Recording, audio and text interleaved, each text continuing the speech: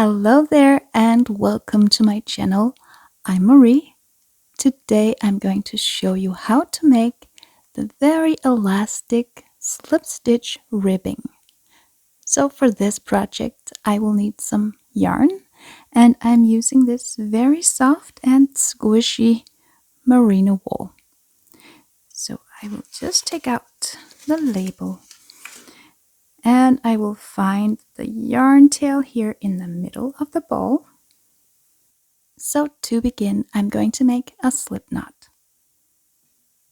So I'm going to form a loop, then place my working yarn behind the loop, then grab the working yarn through the loop with my hook and pull tight. And I'm just going to make any random number of chains. So I'll just make 16 chains for my little sample here. Yarn over and pull through.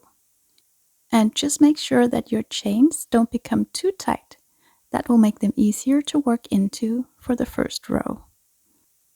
So just continue to chain. So there we have 16 chains. So to start the first row, I'm going to skip the first chain from the hook and make a slip stitch into the second chain.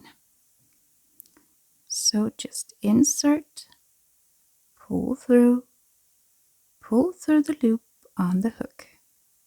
And I will just repeat that into every stitch across the row. Insert, pull through, insert, pull through,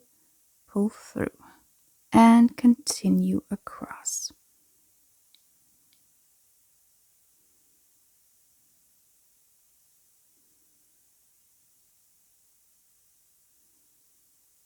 And again, make sure that you're not crocheting too tightly.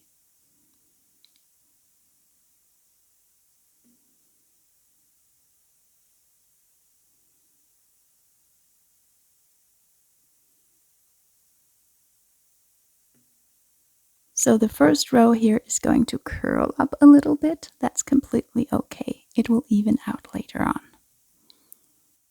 To start the next row, I'm going to chain 1. And I will turn my work. And for round 2, I'm going to be working into the back loops only. So I'm going to twist my work around a little bit and find the back loop right here. So I will insert my hook into this back loop here, yarn over and pull through the loop, and pull through the loop on the hook. So just a regular slip stitch into the back loops all the way across. So again, insert into the back loop, yarn over, pull through, and pull through the loop on the hook. Insert into the back loop, yarn over, pull through, all the way across the row.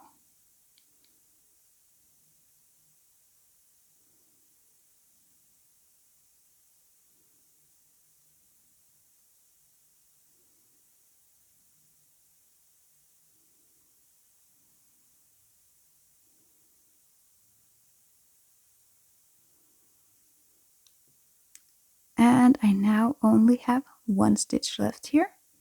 So I will just insert into this very last stitch, yarn over and pull through the first loop and the second loop on the hook.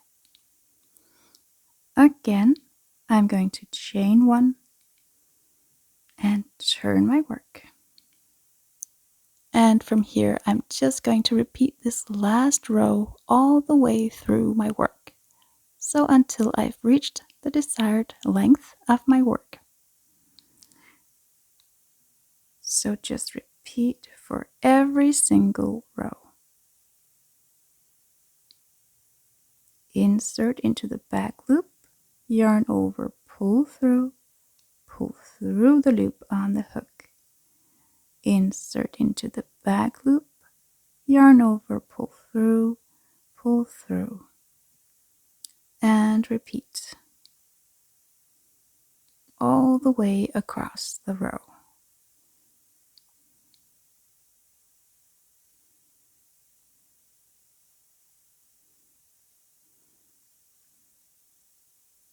And the last stitch here is always a little bit tricky because it's hiding a little bit here. So I just have to pick it up here and slip stitch. Then yarn over, turn my work, and repeat.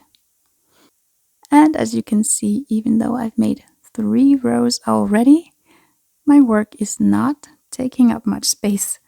But if you are patient and you want some really beautiful results on your garments or your projects or whatever you're making, it's definitely worth it to give it a try.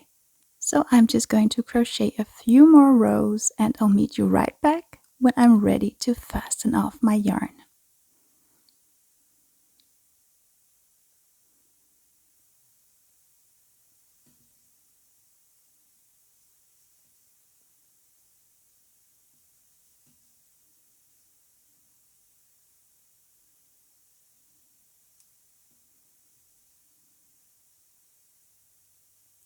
I've now made 20 rows and I'm just going to fasten off my yarn. So I'm going to cut and I will yarn over and pull my yarn all the way through the loop on the hook and tighten my knot. So if we just flip the work here to the vertical side, which is the way that this pattern is used mostly, you can see just how elastic it really is. So thank you for watching. I hope you enjoyed this video. If you did, make sure to give it a like and subscribe to my channel. It would really help me out and let me know that you enjoy my content. So I'll see you in the next video. Have a great day. Goodbye.